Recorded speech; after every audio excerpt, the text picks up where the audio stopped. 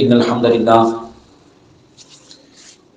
نحمده ونستعينه ونستغفره ونؤمن به ونتوكل عليه ونعوذ بالله من شرور أنفسنا ومن سيئات أعمالنا من يهده الله فلا مضل له ومن يضلل فلا هادي له ونشهد أن لا إله إلا الله وحده لا شريك له ونشهد أن محمدا عبده ورسوله أما بعد فإن خير الحديث كتاب الله وخير الهدي هدي محمد صلى الله عليه وسلم وشر الأمور محدثاتها وكل محدثة بدعة وكل بدعة ضلالة وكل ضلالة في النار. أعوذ بالله من الشيطان الرجيم. بسم الله الرحمن الرحيم. إن الذين قالوا ربنا الله ثم استقاموا تتنزل عليهم الملائكة ألا تخافوا ولا تحزنوا وأبشروا بالجنة التي كنتم توعدون. قال النبي صلى الله عليه وسلم قل ربي الله ثم استقم. صدق الله مولانا العظيم وصدق رسوله النبي الكريم ونحن على ذلك لمن الشاهدين والشاكرين والحمد لله رب العالمين. ہم نے ہر دور میں تقدیس رسالت کے لیے وقت کی تیز ہواؤں سے بغاوت کی ہے. توڑ کر سلسلہ رسم و سیاست کا فسو ہم نے فقط ایک نام محمد سے محبت کی ہے صلی اللہ علیہ وسلم.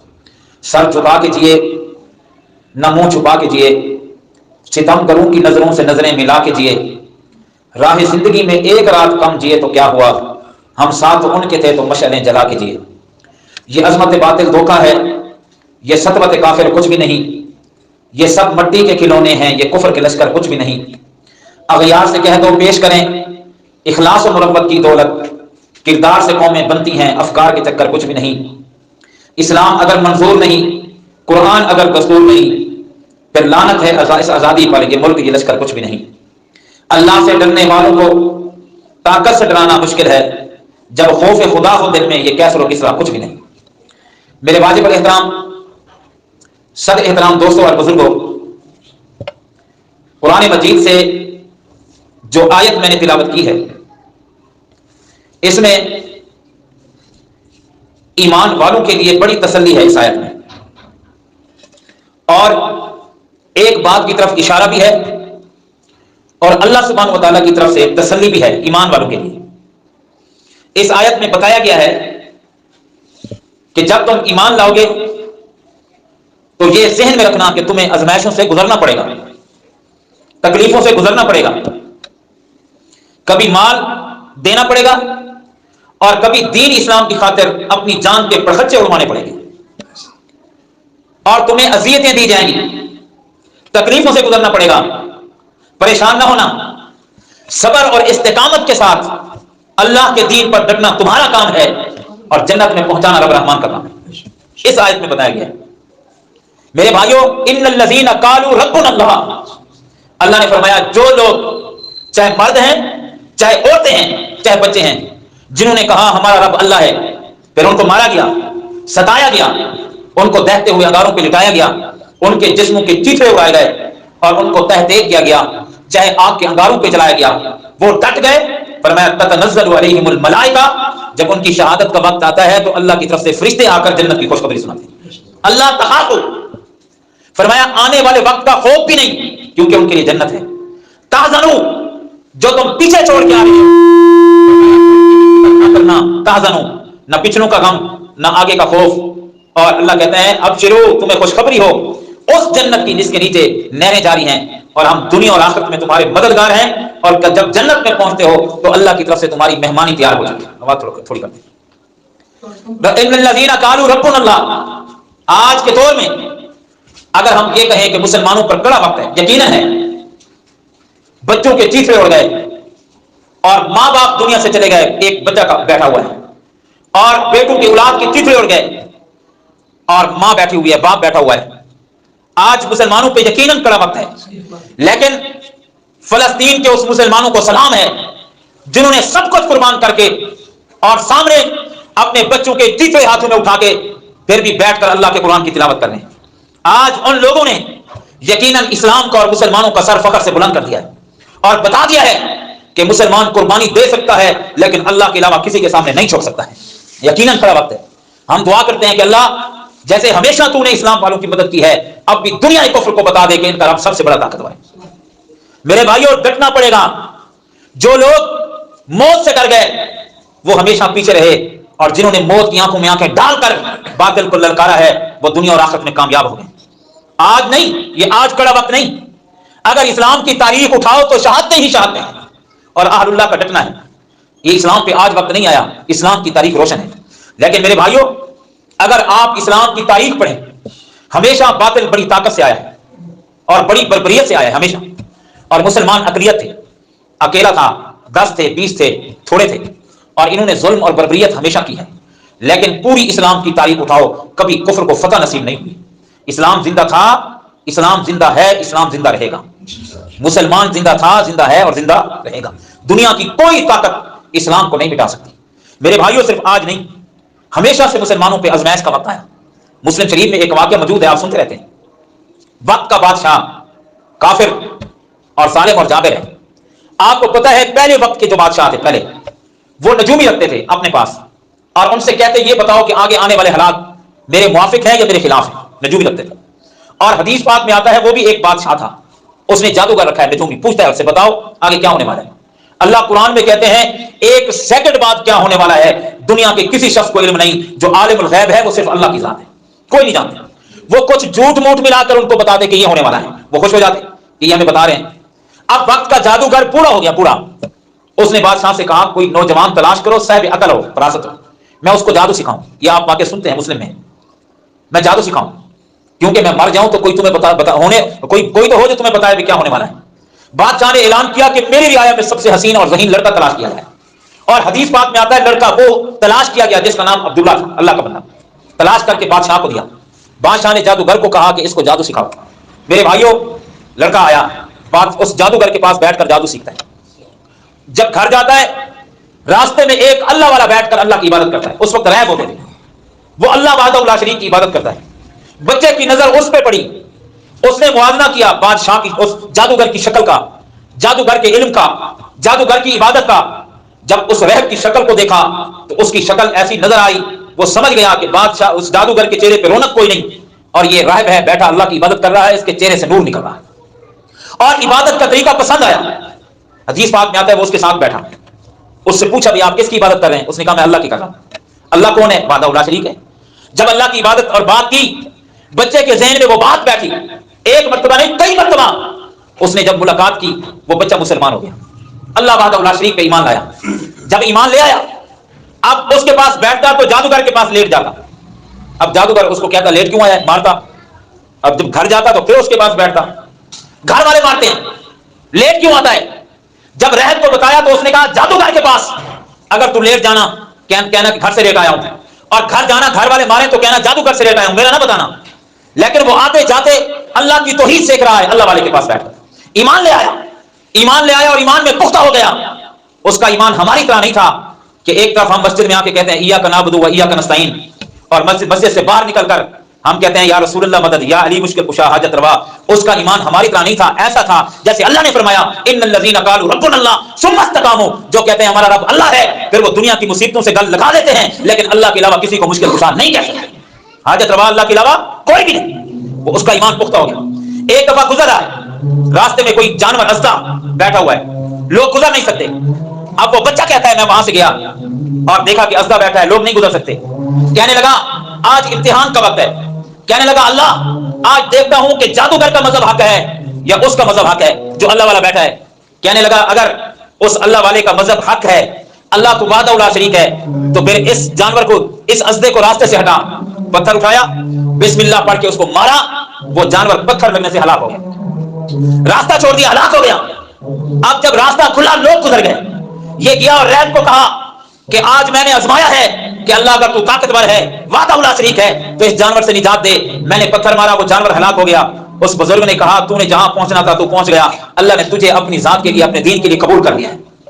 شاگرد ظاہری طور پر کبھی استادوں سے بڑھتے ہیں لیکن عظمت استاد سے نہیں بڑھتی, علم میں کبھی بڑھ جاتے ہیں. کہا تو جہاں پہنچنا ہے پہنچ گیا, اللہ نے تجھے اپنے دین کے لیے قبول کر لیا ہے. اب جو بیمار ہوتے وہ آتے, وہ کہتے یار آپ نے وہ جانور ختم کیا ہے, میری بیماری ختم کر. اب یہ کہتا بیماری ختم کرنا میرے اختیار میں نہیں، بیماری تو اللہ ختم کرتا ہے، میں تو کچھ نہیں کر سکتا، صرف دعا کر سکتا ہوں۔ شفا دینا کس کے ہاتھ میں ہے؟ بولو، اللہ کے ہاتھ میں ہے۔ دعا کرتا، اللہ شفا دیتا۔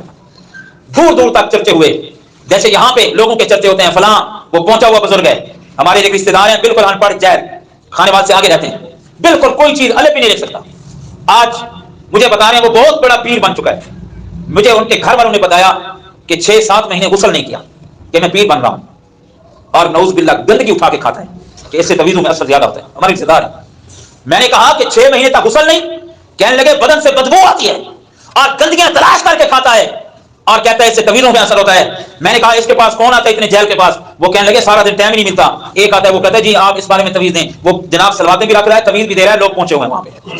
تو میرے بھائیوں دوستوں بزرگوں، ان چیزوں سے کچھ نہیں ہوتا۔ جو اللہ والا ہوتا ہے وہ کہتا ہے میں کچھ نہیں کر سکتا، جیسے تو عاجز ہے میں بھی عاجز ہوں، تو کمزور ہے میں بھی کمزور ہوں، اور ساری کائنات کا مشکل کشا وہ ہے جس کو شفا دے کوئی بیمار نہیں کر سکتا، رب جس کو بیماری دے دے دنیا کی کوئی طاقت شفا نہیں دے سکتی۔ اپنے عقیدوں کو درست کرو کہ اللہ کے علاوہ کوئی کچھ نہیں کر سکتا۔ وہ اللہ والا ہے تو کہتا ہے میں کچھ نہیں کر سکتا، رب جب شفا دے گا۔ لوگ کہتے ہیں دعا کرو، لیکن وہ کیا کہتا ہے؟ وہ کہتا ہے اگر شفا مل جائے تو پھر ایمان لانا پڑے گا، سمجھو کہ میرا رب طاقتور ہے۔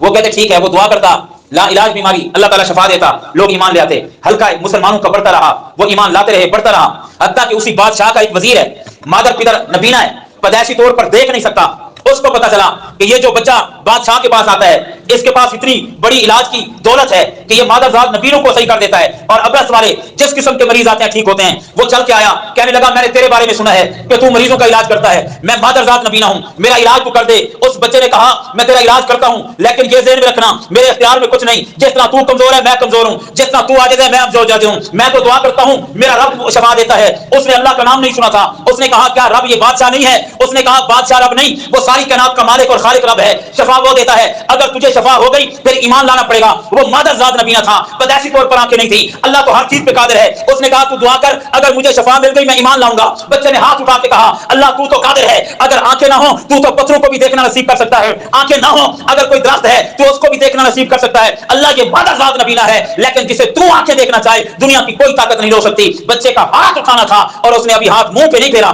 وہ جو مادر ذات نبینا تھا اللہ کے حکم سے دیکھنا شروع کر دیتا ہے۔ یہ اللہ کی طاقت ہے جو مجھے اور آپ کو پتہ نہیں ہے۔ مادر ذات نبینا دیکھنا شروع کرتا ہے۔ اس نے کہا ایمان لاؤ، وعدے کا سچا تھا، اللہ پر ایمان لے آیا۔ اب بادشاہ وقت کے پاس گیا، بادشاہ نے دیکھا بھی وزیر ہے میرے پاس رہتا ہے، نبینا تھا، اب دیکھ رہا ہے سامان اٹھا رہا ہے ادھر ادھر جا رہا ہے۔ بادشاہ نے پوچھا تو مادر ذات نبینا تھا، تجھے آنکھیں کس نے دی ہیں؟ اب سنو، وہ وزیر کہتا ہے مجھے آنکھیں میرے رب نے دی ہیں۔ کس نے دی ہیں بولو؟ آج تو کہتا ہے کہ میرے پاس جو مال ہے یہ میرے پیر صاحب کا کرم ہے۔ آج بلکہ اب 2-3 دن پہلے وہ نعت آپ سنتے ہیں، سارے نبی تیرے در کے سوالی، شاہ مدینہ سارے نبی تیرے در کے سوالی۔ ایک لڑکا کہہ رہا تھا میں گیا، میں نے کہا سارے نبی اس در کے سوالی نہیں، میرے پیغمبر کے بشمول سارے نبی اللہ کے در کے سوالی ہیں۔ کس کے در کے سوالی ہیں بولو؟ آج تجھے جو کچھ ملتا ہے تو کہتا ہے میرے پیر صاحب کا کرم ہے، میرے بزرگ کا کرم ہے، اس کی نگاہ پڑی ہے۔ اپنے عقیدے پہ شرک کی زنگال نہ چڑھا، بلکہ یوں کہا کر میرے پاس کوئی اعلیٰ چیز ہے یا ادنا چیز ہے یہ کسی اور نے نہیں دی، مجھے رب رحمان نے عطا کی ہے۔ آنکھیں کس نے دی ہیں بولو؟ ہاتھ کس نے دیے ہیں؟ بیٹا کون دیتا ہے؟ بیٹی کون دیتا ہے؟ عزت اور ذلت کون دیتا ہے؟ اللہ کی قسم ساری کائنات رب کی محتاج ہے، رب کسی کا محتاج نہیں۔ یہ عقیدہ قرآن نے دیا۔ اس نے کہا میرے اللہ نے دی۔ بادشاہ نے کہا میرے علاوہ بھی کوئی رب ہے؟ اس نے کہا وہی رب ہے جو اس بچے کا بھی رب ہے، میرا بھی رب ہے، کہو سبحان اللہ، وہی رب ہے۔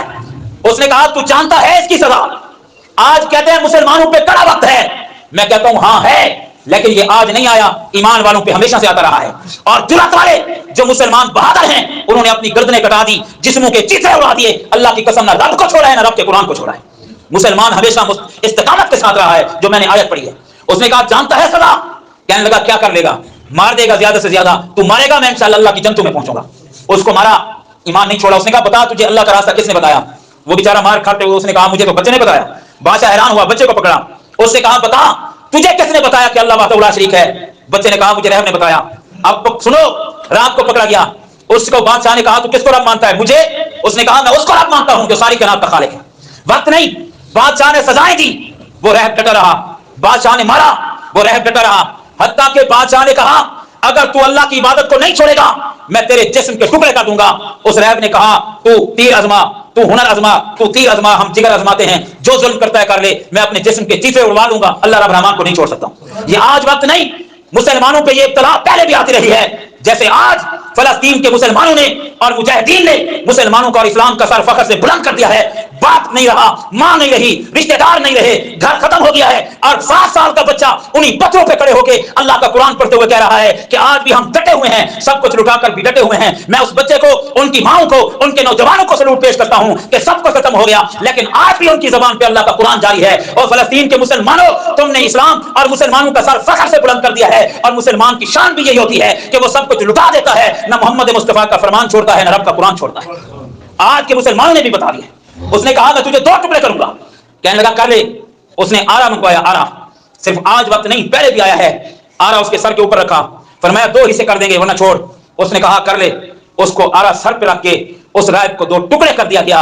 वो सबके सामने टुकड़े तो हो गया, लेकिन अल्लाह का दीन उसने नहीं छोड़ा।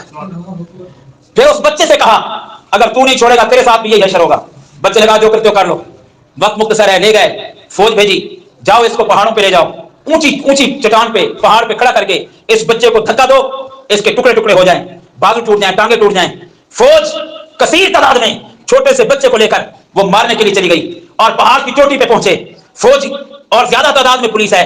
अल्लाह वाला छोटा सा बच्चा एक है, पहाड़ की चोटी पे खड़े होकर कहता है अल्लाह जिंदगी और मौत का मालिक तू है, इनको मैंने बताना है कि मेरा अल्लाह बड़ा ताकतवर है। अल्लाहुम्मा क़नी बिहिम, ऐ अल्लाह तू ताकतवर है, ये ज्यादा हैं, इनको बता दे कि तू हमारा रब है, अल्लाह इनको हलाक और बर्बाद कर। वो बच्चा दुआ करता है, उसी वक्त पहाड़ में ज़लज़ला पैदा होता है। वो जितने फौजी होते हैं वो पहाड़ से नीचे गुजरते हैं और बच्चा अल्लाह का नाम लेते हुए बादशाह के पास वापस आ जाता है। बादशाह देखता है, कहता है कि तू फिर बच गया।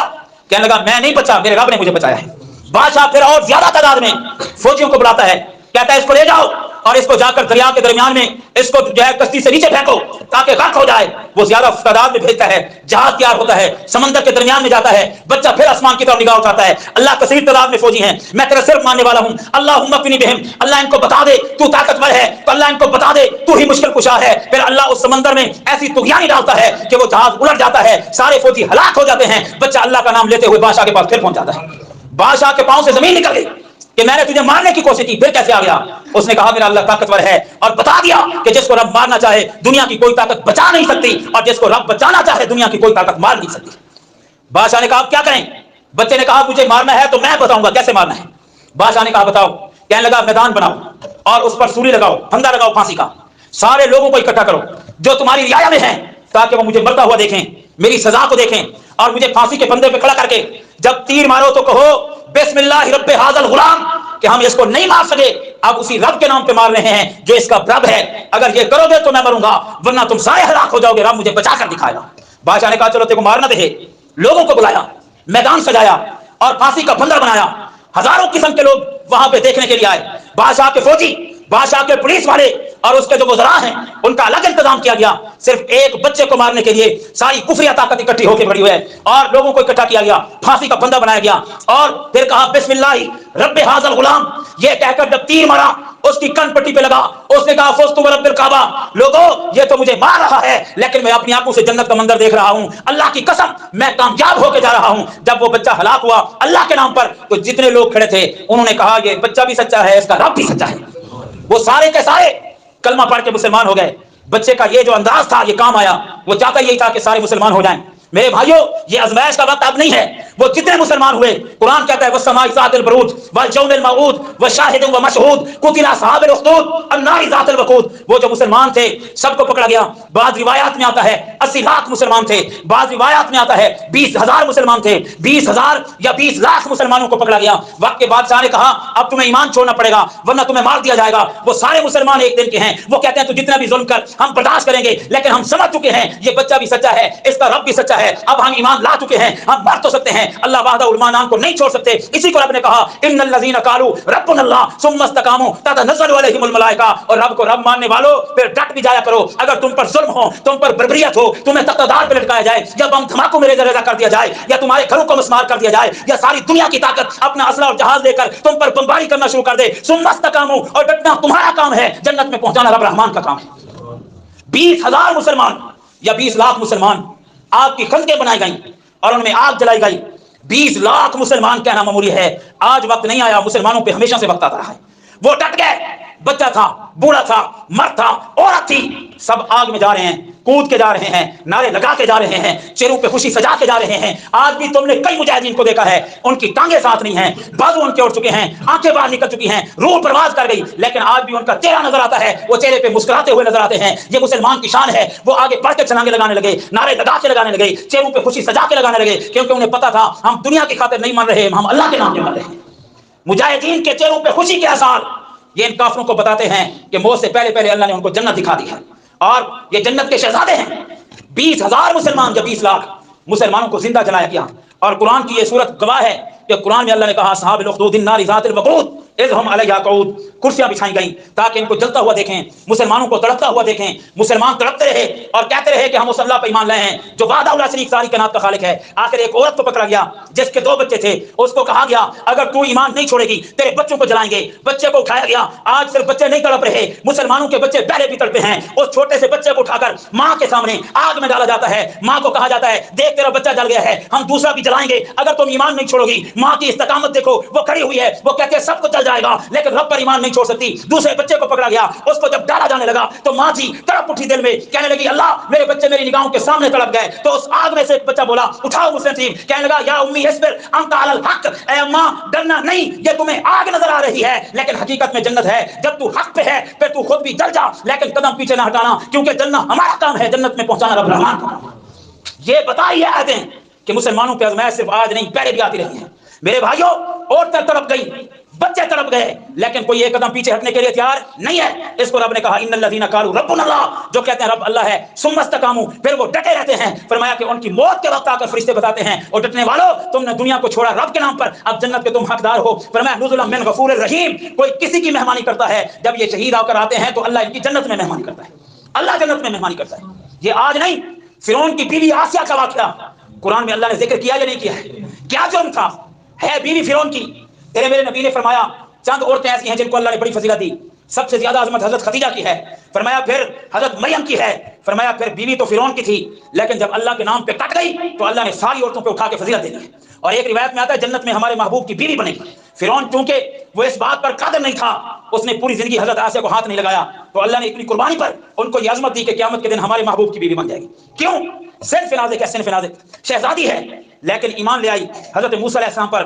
فرعون کو پتہ چلا, فرعون نے پکڑا, وقت نہیں ہے, آ کر کہا کہ تو میری ملکہ ہے اور محلوں میں رہنے والی ہے, تجھے پتہ ہے ایمان کی سزا کیا ہے؟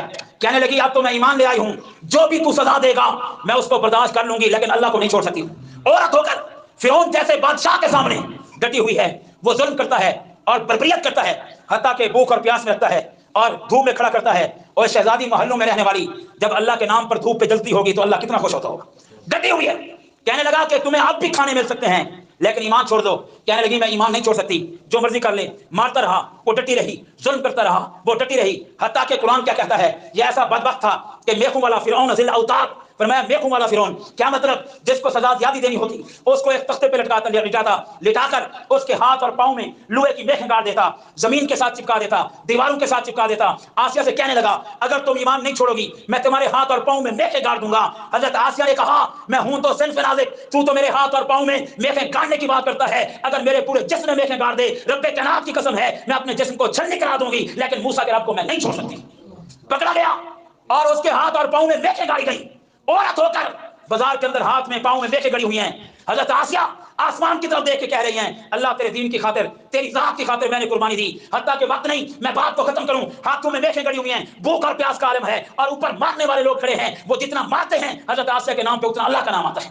اور فرعون نے کیا کیا, بہت بڑے پتھر حضرت آسیہ کو نیچے لٹا کر اور بہت بڑے پتھر رسوں سے باندھ کر منجنیق بنا کر بہت بلندی پہ منوں کے حساب سے پتھر اوپر کیے. حضرت آسیہ نیچے لیٹی ہوئی ہیں, ہاتھ اور پاؤں میں میخیں ہیں اور مارے کھا کے جسم کا کوئی حصہ نہیں جو زخمی نہ ہو. اللہ کے نام پہ وہ ایک عورت پڑی ہوئی ہے. اور فرعون نے کہا اگر تم اب ایمان نہیں چھوڑو گی تو میں یہ پتھر منوں کے حساب سے تیرے اوپر گرا دوں گا. اب پتھر اوپر ہیں, جسم زخمی ہے اور ہاتھوں میں میخیں گڑی ہوئی ہیں, لیکن ایک عورت اللہ کے نام پہ ڈٹی ہوئی ہے. جب فرعون نے اشارہ کیا تو اس وقت جو حضرت آسیہ نے بات کی, رب تعالیٰ نے قرآن میں اس کو ذکر کیا کہ فرمایا آسیہ کی آسیہ کو یاد کرو جب فرعون کی بیوی کہہ رہی تھی، اللہ تعالیٰ اس کو قرآن میں ذکر کرتے ہیں، ضرب اللہ مثل الذین امرأۃ فرعون، فرمایا ڈٹنے والوں، ایمان لانے والوں، کبھی متزلزل نہ ہونا، بم دھماکوں میں ریزہ ہو جانا، ٹکڑے ہو جانا۔ اگر تمہیں تکلیف پہنچے تو حضرت آسیہ کی تکلیف کو یاد کرنا، جب وہ کہہ رہی تھی اللہ تیرے نام پہ کٹ چکی ہوں، جسم کا کوئی حصہ نہیں جو زخمی ہو، اب اتنا بڑا پتھر میرے اوپر گرے گا تیرے نام پہ قیمہ بن جاؤں گی، اے اللہ جو تو نے وعدہ کیا ہے جنت کا وہ مجھے گھر تو دکھا دے۔ اللہ نے فرمایا میں نے سارے پردے ہٹا کر آسیہ کو اس کا گھر دکھایا، اور گھر کون سا تھا؟ جو تیرے اور میرے نبی کا گھر تھا۔